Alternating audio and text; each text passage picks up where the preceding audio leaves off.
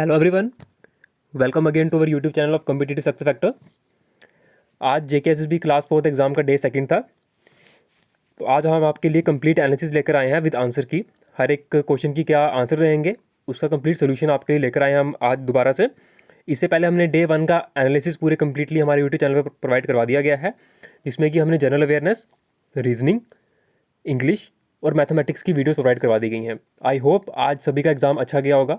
और जिन बच्चों ने जो बच्चे आंसर की का वेट कर रहे थे कि आंसर मैच करने के लिए, चेक करने के लिए, उनके लिए जो वीडियो आप प्रोवाइड करवा रहे हैं अभी हम, आप देख लीजिए आपने कितना अटैम्प्ट किए हैं, उसमें से कितने आपके अटैम्प्ट सही रहे हैं।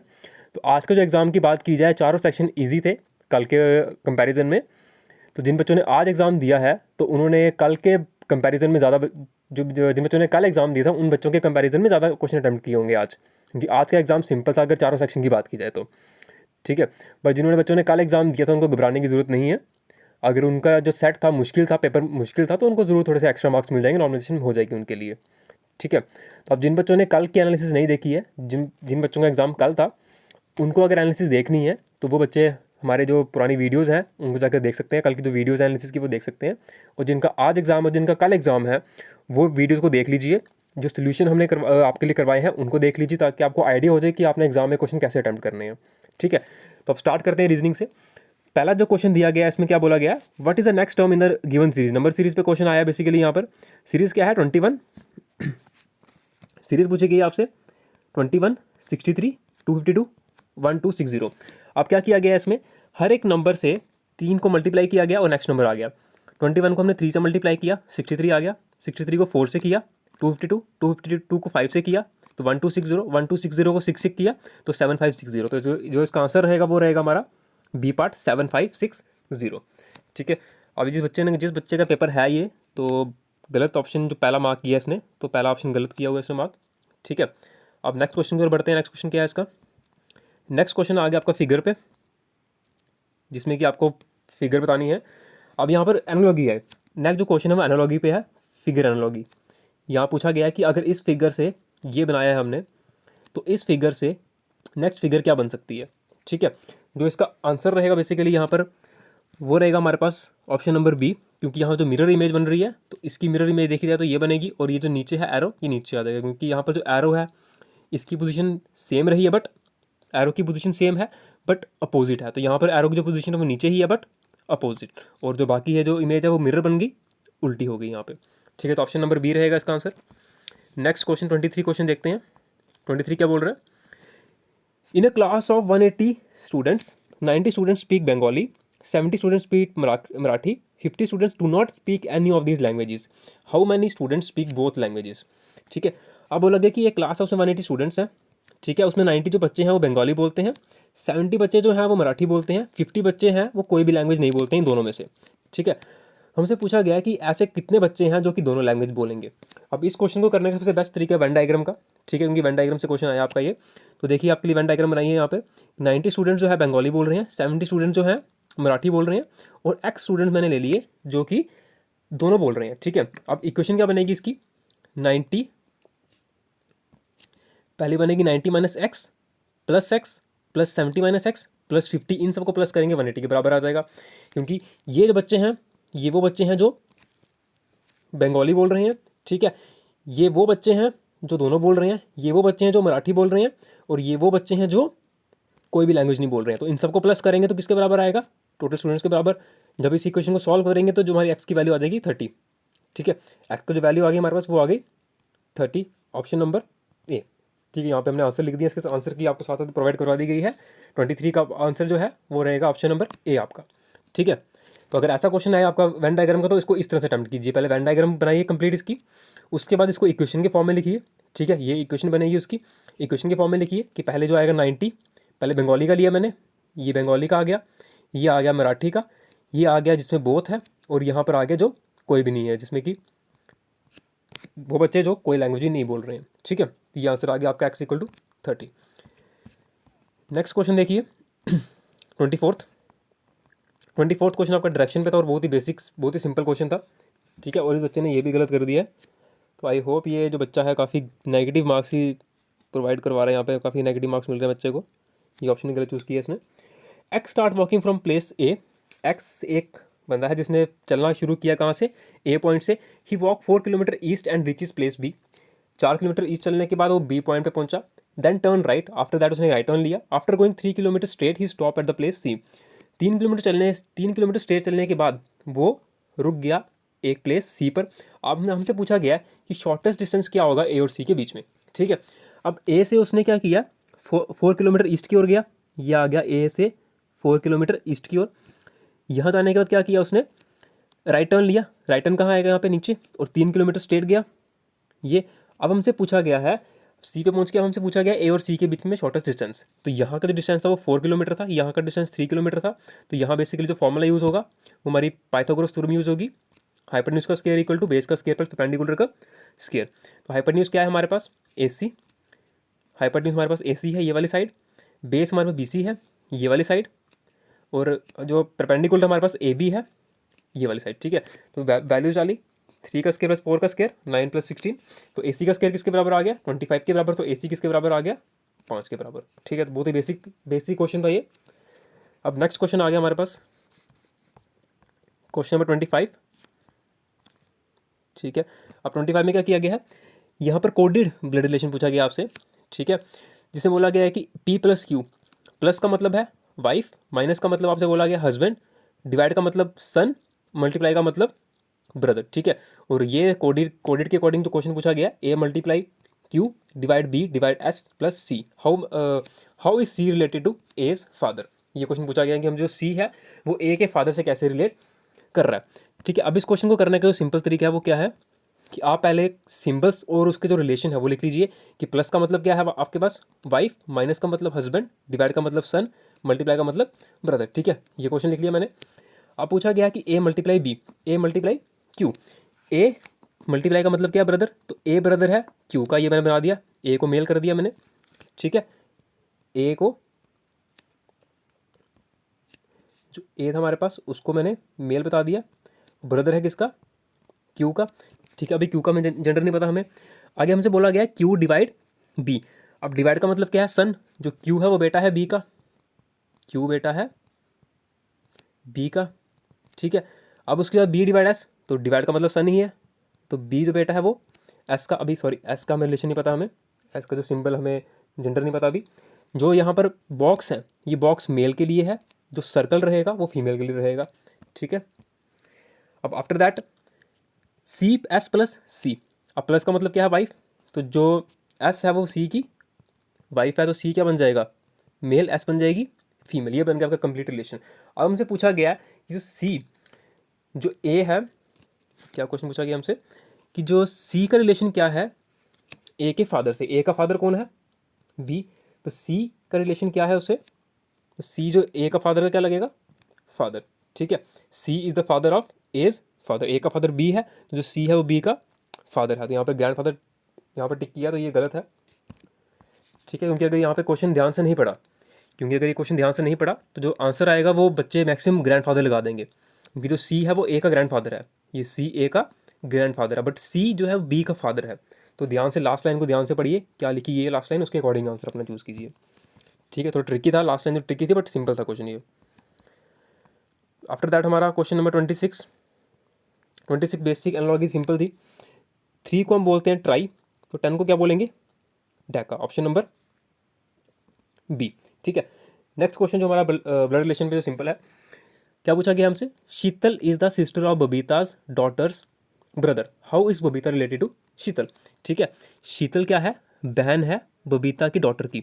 ये बबीता आ गई हमारे पास, बबीता की डॉटर, ठीक है, डॉटर का ब्रदर, ठीक है। ब्रदर की कौन है, शीतल, सिस्टर, ठीक है। ये कंप्लीट रिलेशन बन गया कि Sheetal is sister of Babita's daughter, daughter's brother, brother's की शीतल क्या है, सिस्टर। तो हमसे पूछा गया कि जो शीतल है, सॉरी जो बबीता है वो शीतल से कैसे रिलेट कर रही है, तो जो बबीता है वो शीतल की मदर होगी, ऑप्शन नंबर ए, ठीक है। तो ये भी गलत है इस बच्चे का। नेक्स्ट हमारे पास फिगर पे है, ठीक है, ऑड वन आउट,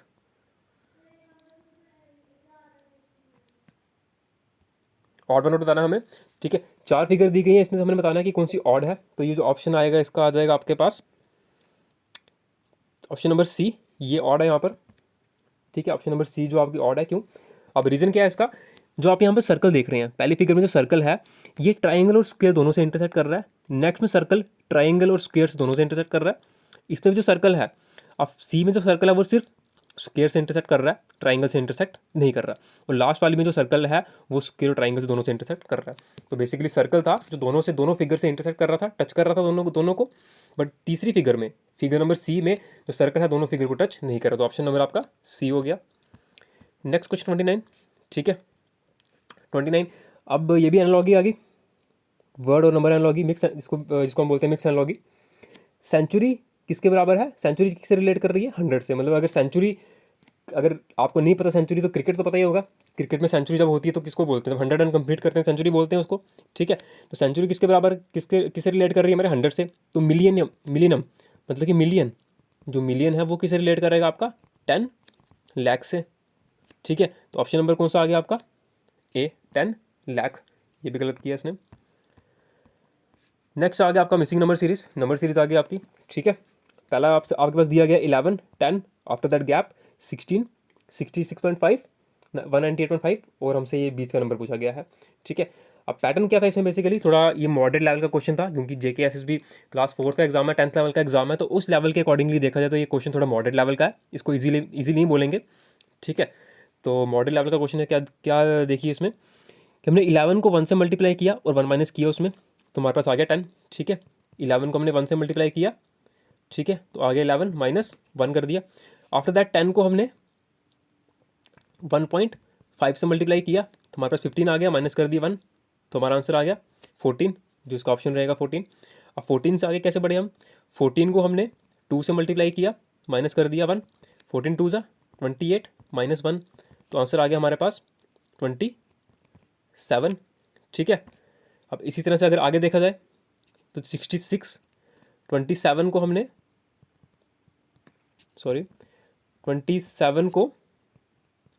2.5 से मल्टीप्लाई किया। ठीक है, तो हमारे पास आ गया आंसर 67.5, माइनस कर दिया 1, तो आंसर आ गया 66.5। तो बेसिकली क्या पैटर्न चल रहा था यहाँ पर? 1 से 0.5 जो मल्टीप्लीकेशन है, पहले 1 से कर रहे हैं, फिर 1.5 से कर रहे हैं, फिर 2 से कर रहे हैं, 2.5 से कर रहे हैं, 3 से कर रहे हैं। तो मल्टीप्लाई में जो 0.5 का डिफरेंस आता जा रहा है, पहले 1 फिर 1.5 फिर 2, तो बेसिकली 0.5 का डिफरेंस है। और हर आंसर में से क्या कर रहे हैं? 1 को माइनस कर रहे हैं। तो जो इसका आंसर आ गया वो आ गया हमारे पास ऑप्शन नंबर ए, 14। ठीक है, अब नेक्स्ट क्वेश्चन देखें, क्वेश्चन नंबर 31। ठीक है, अब क्वेश्चन नंबर 31 आपका क्या है? वेन डायग्राम पे है। ठीक है, थोड़ा छोटा करना पड़ेगा इसको क्योंकि अब दिख नहीं रहा कंप्लीटली। देखिए, वेट अ मिनट।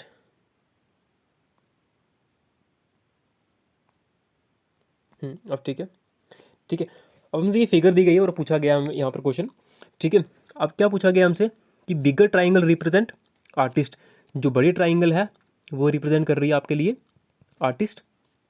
ठीक है, बड़ी ट्राइंगल रिप्रेजेंट कर रही है आर्टिस्ट। आफ्टर दैट क्या पूछा गया हमसे? जो स्मॉलर ट्राइंगल है वो रिप्रेजेंट कर रहा है साइंटिस्ट, ये हमारे साइंटिस्ट आ गए। ठीक है, नेक्स्ट हमसे क्या पूछा गया कि डांसर्स को रिप्रेजेंट कर रहा है स्क्वायर बॉक्स, ये हमारा स्क्वायर बॉक्स आ गया जो कि डांसर को रिप्रेजेंट कर रहा है। और सर्कल को कौन रिप्रेजेंट कर रहा है हमारे पास? डॉक्टर्स। ठीक है, ये हमें डायग्राम दी गई है। अब हमसे पूछा गया है कि बताइए which letter represent the artist, which letter represent the artist who are dancers as well as who are doctors as well as dancers but not scientist। ऐसे आर्टिस्ट जो डॉक्टर भी हो, डांसर्स भी हो, बट साइंटिस्ट नहीं हो। ठीक है, अब सिंपली इसको यहाँ पर डायग्राम से कर सकते हैं हम। अगर किसी बच्चे को डायग्राम से नहीं करना आता तो सिंपली जो तरीका मैंने यहाँ पर सॉल्व करके दिया इसको लिख सकते हैं। आर्टिस्ट कौन कौन है वो आप लिख लीजिए। ठीक है, कौन कौन से जो लोग हैं वो आर्टिस्ट हैं, तो हमारे पास ये आगे ADLH, ये सब हमारे पास आर्टिस्ट आ गए। ठीक है, आप देख सकते हैं कि जो बड़ा बॉक्स हमारे पास, ठीक है, बिगर ट्राइंगल के अंदर कौन कौन से लेटर्स आ रहे हैं वो मैंने लिख दिए। डॉक्टर्स कौन है? स्क्वायर बॉक्स के अंदर जो लेटर्स आ रहे हैं वो मैंने सब लिख लिए। ठीक है, आफ्टर दैट डांसर कौन है हमारा? स्क्वायर बॉक्स है, डांसर हमारा स्क्वायर बॉक्स है, स्क्वायर बॉक्स के अंदर जो लेटर आ रहे हैं वो लिख लिए हमने। साइंटिस्ट कौन है? जो हमारे स्मॉलर ट्राइंगल में आ रहे हैं वो लिख लिए मैंने। अब यहाँ पर साइंटिस्ट नहीं होने चाहिए, तो FDLH, ये तो हमें आर्टिस्ट से माइनस करना पड़ेगा। तो हमने क्या माइनस कर दिया? D हटा दिया, L हटा दिया, H हटा दिया। आफ्टर दैट हमें क्या चाहिए, हमारे पास कौन कौन बचा, ए सी जी और बी। अब 4 ऑप्शन बचे हैं हमारे पास। अब हमने देखना है कि ए सी जी में से कौन से ऐसे लोग हैं जो डॉक्टर भी हैं और डांसर भी हैं। अब ए देखा जाए तो ना वो डॉक्टर है ना डांसर है, तो ए भी ऑप्शन कैंसिल हो गया। बी देखा जाए, बी जो है हमारा वो डांसर तो है, जो बी है हमारा वो डांसर में तो आ रहा है यहाँ पर, बट जो बी है वो डॉक्टर में नहीं आ रहा। तो हमें तो दोनों चाहिए थे, ऐसा हमें नंबर चाहिए जो डॉक्टर भी हो और ऐसा आर्टिस्ट चाहिए जो डॉक्टर भी हो और डांसर भी हो। ठीक है, अब सी देखिए, सी और जी, जो हमारे पास लास्ट 2 ऑप्शन बचे हैं सी और जी। सी हमारा इसमें भी है, यहाँ पर भी सी और जी है, और यहाँ पर भी सी और जी प्रेजेंट है। तो जो हमारा सी और जी है वो डॉक्टर भी है, ऐसा जो सी और जी हमारे ऐसे आर्टिस्ट हैं जो डॉक्टर भी हैं और डांसर्स भी हैं। तो ऑप्शन नंबर हमारे पास कौन सा आ जाएगा, बी, ये वाला ऑप्शन। ठीक है, इसमें जी और सी है। ठीक है, आई होप ये कंप्लीटली समझ आ गया आपको किस तरह से अटैम्प्ट करना आपको इस एग्जाम में।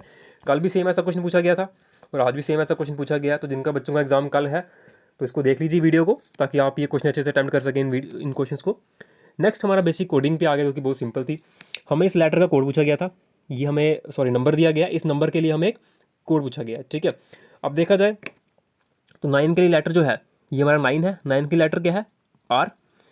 7 के लिए लेटर क्या है हमारे पास, कोड क्या है हमारे पास, एम। 1 के लिए कोड क्या है हमारे पास, ए। आफ्टर दैट 2 के लिए कोड क्या है हमारे पास, सी। आफ्टर दैट 5 के लिए कोड क्या है हमारे पास, ये 5 के लिए कोड क्या है हमारे पास, पी। और 4 के लिए कोड क्या है हमारे पास, %। ये आ गया। तो ये जहाँ भी आपको ऑप्शन दिख रहा है, ऑप्शन नंबर जो सी है इसमें ये आंसर आपको कंप्लीटली दिख रहा है। जो कोड हमने बनाया है वो ऑप्शन नंबर सी में है, तो इसका सही आंसर क्या हो गया, सी। ठीक है, ये तो काफ़ी सिंपल, बहुत ही ईजी लेवल का क्वेश्चन था, ये तो बिल्कुल नहीं घुमाया इसमें। नेक्स्ट हमारे पास आ गया कोडिंग डिकोडिंग। ठीक है, ये थोड़ी सी ट्रिकी थी बट सिंपल थी काफ़ी, ये भी इसमें भी कुछ ज़्यादा कुछ करने की ज़रूरत नहीं थी आपको। ठीक है, अब इसको करने का सबसे अच्छा जो तरीका है, आप ABCD को लिख लीजिए एक पेज पे। ठीक है, उस ABCD पे आप नंबर डाल दीजिए, आपको ये क्वेश्चन बिल्कुल सिंपली निकल जाएगा। ठीक है, तो वही किया हमने।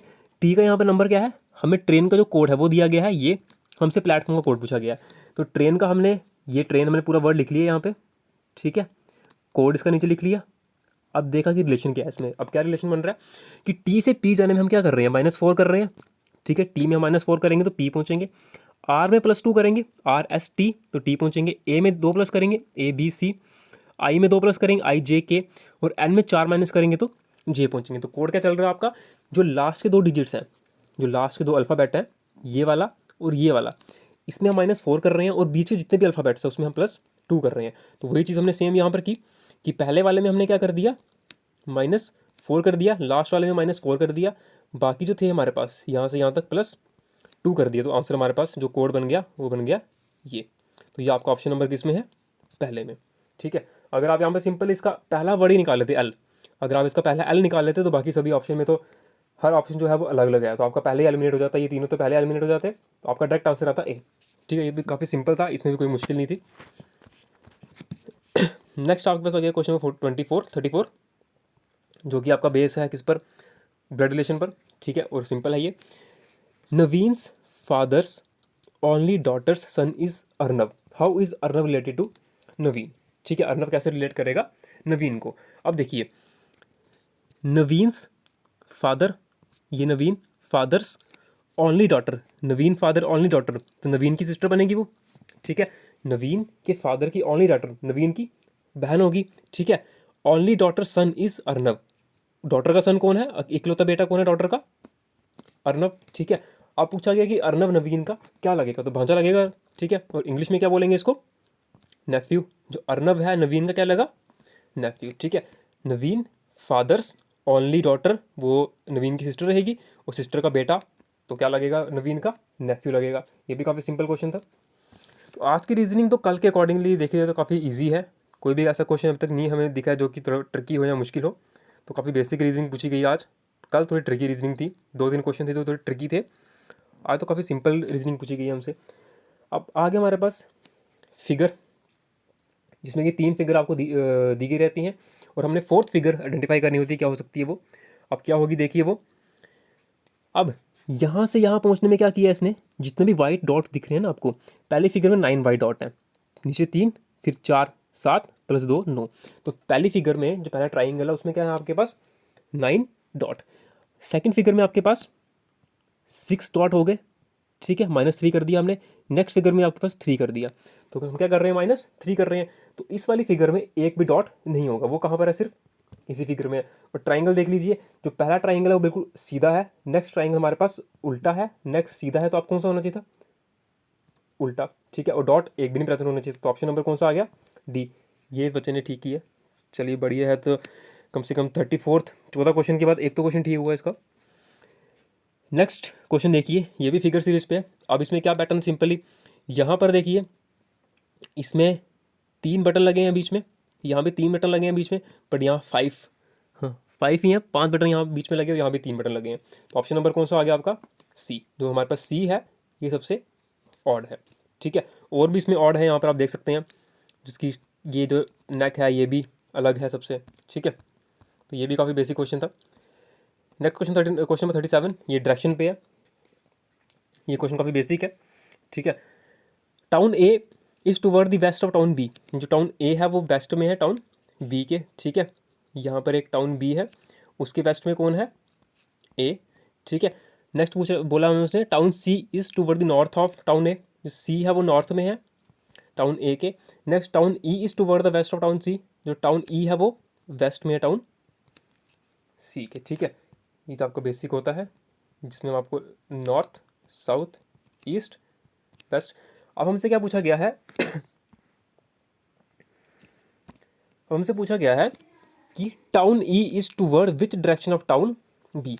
ई की डायरेक्शन बतानी है हमने कि टाउन ई कहाँ पर है टाउन बी के अकॉर्डिंग। तो बी पे हम डायग्राम बनाएंगे अपनी, ठीक है।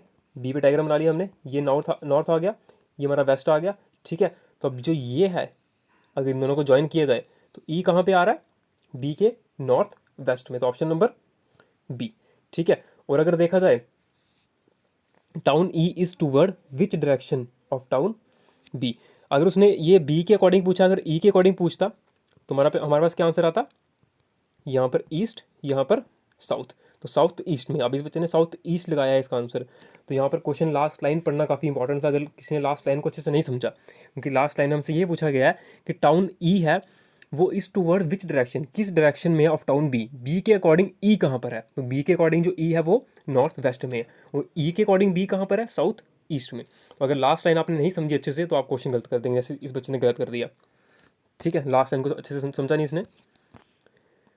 नेक्स्ट आपका डायरेक्शन पे आ गया, ठीक है।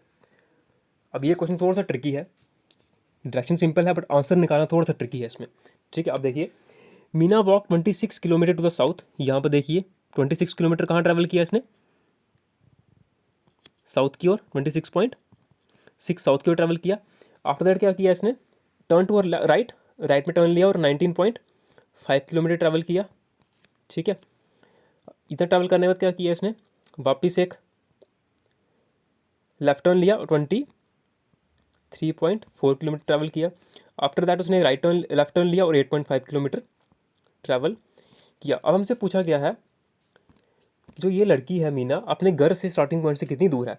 तो आपको बताया, जब भी हमें पूछा जाए स्टार्टिंग पॉइंट और एंड पॉइंट के बीच में डिस्टेंस, तो पहले उनको ज्वाइन कर लीजिए। इनको पहले ज्वाइन कर लेंगे हम, ज्वाइन कर लिया हमने यहाँ पे इनको, ठीक है। ये बन गया आपका कंप्लीट ट्राइंगल। ये 26 है और ये 23.4 है, और ये आपके पास रहेगा 11, ठीक है। तो ये जो डिस्टेंस है पूरा आपके पास कितना बन गया, 50 का, ठीक है। और ये डिस्टेंस बन गया आपके पास 11। तो जो आपके पास बेस आ गई वो 11 आ गई, परपेंडिकुलर आपके पास 50 आ गया। तो फॉर्मूला लगाएंगे तो आंसर क्या आएगा, हाइपोटेन्यूज का जो स्क्वायर है किसके बराबर आ गया आपके पास, ये 2621 के। अब इसका हमें अंडर रूट निकालना है, ठीक है। हमें अंडर रूट निकालना है किसका, सॉरी, हमें अंडर रूट किसका निकालना है, 2621 का, ठीक है। अब इसका अंडर रूट निकालना काफ़ी ट्रिकी है, मुश्किल है, क्योंकि ऐसे कैलकुलेटर के बिना इसका अंडर रूट नहीं निकल सकता, क्योंकि एग्जैक्ट नहीं निकलेगा। अब इसमें क्या दिमाग लगा सकते हो आप कि 50 का जो स्क्वायर होता है, ठीक है, वो किसके बराबर होता है, 25 के। तो ये 50 के स्क्वायर के पास है 26.21, किसके पास है, 25 के पास है, 50 के स्क्वायर के पास है। तो मतलब राउंड अबाउट इसका जो स्क्वायर कितना हो सकता है, या तो 50 का स्क्वायर हो सकता है, सॉरी 50 का तो हो नहीं सकता, 51 का हो सकता है, 52 का हो सकता है, ठीक है। ऑप्शन देखिए, 51 ऑप्शन में हमारा है, ठीक है। 45 तो हमारा हो नहीं सकता, क्योंकि 50 का 25 है तो ये तो 50 से आगे ही है। 72 इतना आगे भी नहीं गया, सिर्फ यहाँ पर 100 का डिफरेंस है। तो 2500 और 2621 में से 121 का डिफरेंस है, तो 72 का भी नहीं हो सकता। अब दो ऑप्शन है, या तो 51 का होगा या तो 50, सॉरी लास्ट ऑप्शन 32 है, तो ये भी कैंसिल हो गया, 32 कैंसिल हो गया, 42 कैंसिल हो गया, 72 भी कैंसिल हो गया। तो ऑप्शन कौन सा आया हमारे पास? 51 वाला। तो इसको थोड़ा ट्रिक से आपको थोड़ा दिमाग लगा के इसको आंसर लगाना था। अगर आप ये सोचें कि इसका स्क्वायर रूट कैसे निकालना है हमने, तो उसमें अगर आप उलझ जाते तो आपका आंसर कभी नहीं आता। तो थोड़ा दिमाग लगाना था आपने, तो थोड़ा ट्रिकी था, आंसर ट्रिकी था इसका। जो ऑप्शन दिए थे वो थोड़े ट्रिकी करके दिए थे, ठीक है। थोड़ा सा आपको दिमाग लगा के इसका आंसर निकालना था। बाकी बाय द वे बाकी सिंपल था क्वेश्चन ये, ठीक है। अब last question 39 and after that 40। अब यहाँ पर कोड दिए गए हैं, ठीक है। चाइनीज़ कोडिंग पूछी गई है हमसे कि RASAHA के लिए ये कोड दिया गया हमारे पास, ठीक है। यहाँ पर ये कोड दिया गया।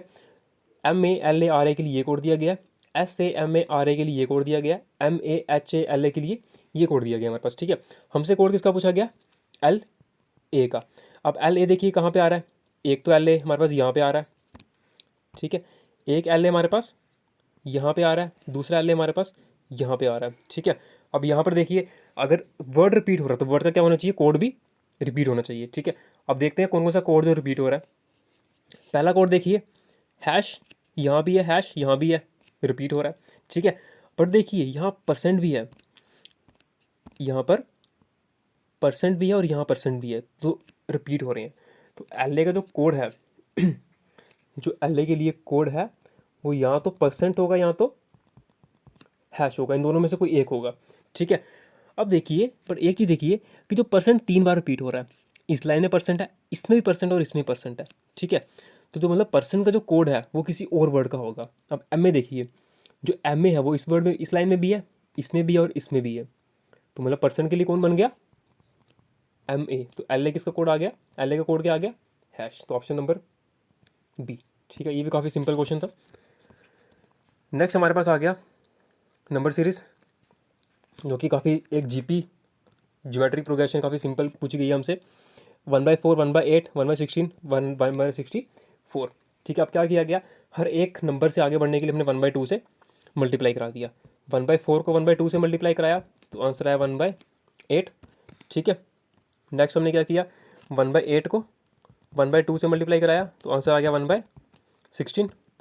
नेक्स्ट 1/16 को हमने 1/2 से मल्टीप्लाई कराया तो आंसर आ गया हमारा 1/32, ऑप्शन नंबर B। तो ये रहा आपका रीजनिंग का कंप्लीट सोल्यूशन, ठीक है, विद आंसर की। हर एक सोल्यूशन, हर एक क्वेश्चन के नीचे आपको उसका सोल्यूशन और उसकी आंसर की प्रोवाइड कर दी गई है। आप जिन बच्चों ने जिन बच्चों का एग्जाम हो चुका है वो अपने क्वेश्चन देख लीजिए कितने सही कितने गलत हैं, ठीक है। हिस्ट्री जनरल नॉलेज आपके लिए प्रोवाइड कर दी गई है, मैथ आपके लिए प्रोवाइड कर दी गई है, आप जाकर देख लीजिए हमारे चैनल पर, ठीक है। इंग्लिश भी आपके लिए थोड़े टाइम में, थोड़ी देर बाद आपके लिए वीडियो आ जाएगी, वो भी देख लीजिएगा, ठीक है। और जिन बच्चों का कल एग्ज़ाम है वो इसकी सोल्यूशन पे फोकस कीजिए कि कैसे कैसे हमने सोल्यूशन आपको बताया कैसे निकालने हैं, क्योंकि सेम जो क्वेश्चन कल पूछे गए थे वैसे ही उसी पैटर्न पे क्वेश्चन आगे पूछे गए हैं आपसे। तो इसका मतलब कल भी जो क्वेश्चन है इसी पैटर्न पे कहीं ना कहीं रीजनिंग पे आएंगे, ठीक है। यही टॉपिक आपके लिए रहेंगे, यही पैटर्न रहेगा आपके लिए। तो आप देख लीजिए निकालने का तरीका क्या है, किस तरह से हमने आंसर निकाले हैं। तो आप कल, ये आपके लिए हेल्पफुल रहेगा अगर आप यहाँ पर सोल्यूशन इसके दे के जाते हैं, तरीका दे के जाते हैं, तरीके को समझ के जाइए ताकि आपके लिए कल अटैम्प्ट करना ईजी हो जाए, ठीक है। तो ऑल द बेस्ट। जिन बच्चों का एग्ज़ाम अब कल है उनके लिए ऑल द बेस्ट, और जिन बच्चों का हो चुका है तो आप वो देख लीजिए उनके कितने नंबर बन रहे हैं, ठीक है। तो thank you so much and मिलते हैं आप में नेक्स्ट वीडियो में। Thank you.